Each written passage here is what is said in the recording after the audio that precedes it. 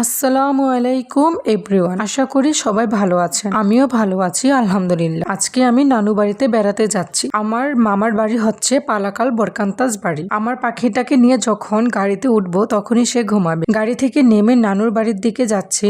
এখান থেকে নানুদের ঘর শুরু। এত লম্বা কি বলবো। যাই হোক, এই যে আমার নানু, আল্লাহ ওনাকে বাঁচিয়ে রাখো, মজার মজার খাবার খেতে পারবো, কারণ নানা নানু যতদিন বেঁচে থাকে ততদিন আনন্দ, এরপর আর আনন্দ থাকে না। আমার নানা নাই, আল্লাহ ওনাকে ওই পারে ভালো রাখো। আমার নানু বাড়িতে সব সময় বোম্বাই মরিচ গাছ থাকবেই। এই হচ্ছে নয়নতারা। নয়নতারা ফুল আমার অনেক পছন্দ। এর পাশে হচ্ছে রাজহাঁস, দেখুন কত সুন্দর লাগতাছে। আর আমার টুনি পাখি এখানে খেলা করতেছে, পাকনা একটা বড়ি, আমার লক্ষ্মী সোনামা। এই যে নানুর পেঁপে গাছ, আর এই হচ্ছে অনেক পুরাতন লেবু গাছ। এটার অনেক বয়স, আমি ছোটবেলা থেকে দেখতাছি। আসলে গ্রামের সৌন্দর্য হচ্ছে ফুল, ফল, শাক, সবজি এগুলোই। আমার মেয়ে আর আমি ভাগাভাগি করে আইসক্রিম খেলাম। আইসক্রিম ছোটবেলা অনেক খাইতাম, এখন আর তেমন খাওয়া হয় না। ঠান্ডা ঠান্ডা লেবুর শরবত খাইলাম, মন একদম ফ্রেশ হয়ে গেল। ফ্রেশ একটা আম খাইলাম। এখানে রাজহাঁস নিয়ে একটু গুতাগুতি শুরু করে দিলাম। নানু এদিকে রাতের রান্না করতেছে, প্রায় রাতের রান্নার শেষের দিকে। আজকের রাতের খাবার হলো মুরগির ঝাল রোস্ট,